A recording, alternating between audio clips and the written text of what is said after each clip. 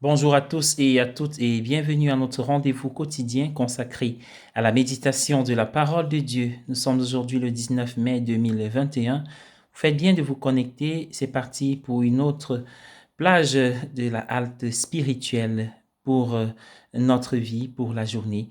L'évangile est un extrait de Jean au chapitre 17, versets 11 à 19. Nous devons tous un jour ou l'autre remettre à quelqu'un d'autre le fruit de notre dur labeur. Que vous ayez passé 40 ans à construire une entreprise, 60 ans à entretenir une maison, ou 18 ans à guider et à protéger un enfant.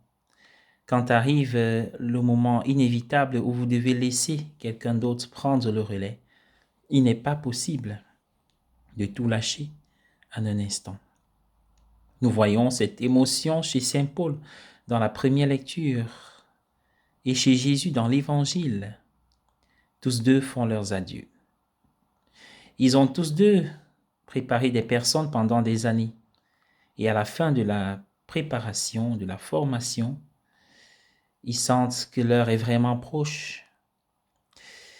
La volonté de Dieu a appelé chacun d'entre eux à autre chose. Ils sont prêts à faire la volonté du Père, mais ils prennent chacun un dernier moment pour dire au revoir. Jésus fait ses adieux sous la forme d'une prière au Père. Il prie le Père, mais il sait que les disciples l'écoutent. Il prie pour que le Père consacre ses disciples dans la vérité. Il oppose le fait d'être consacré dans la vérité à celui d'être du monde. Ils ne sont pas du monde, ils sont consacrés dans la vérité. Ses disciples devront suivre dans le monde. Ils vont vivre dans le monde. Ils devront suivre la voie du Christ qui leur a été annoncée, qui a été semée dans leur cœur. Mais en suivant cette voie, ils doivent vivre dans le monde afin de convertir le monde. Mais il ne veut pas qu'ils soient du monde. Au contraire, il veut qu'ils soient dans la vérité. Jésus sait qu'il nous laisse dans un endroit dangereux, comme des brebis au milieu des loups. Le monde est un endroit dangereux pour un chrétien, plus dangereux pour ce qu'il fait à notre âme que pour ce qu'il peut faire à notre corps. Il sait qu'il a préparé ses disciples. Il leur a donné la meilleure arme possible contre le monde, la vérité. Il a dit la vérité à ses disciples. Mais il sait que cela ne suffira pas.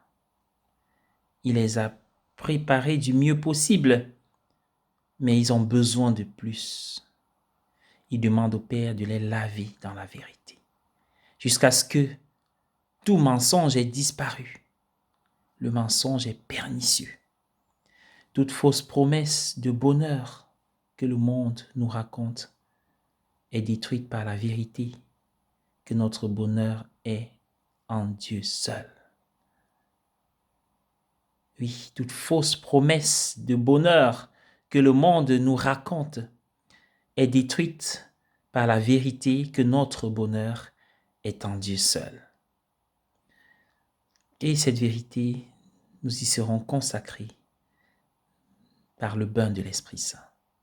Bonne journée à tous et à chacun.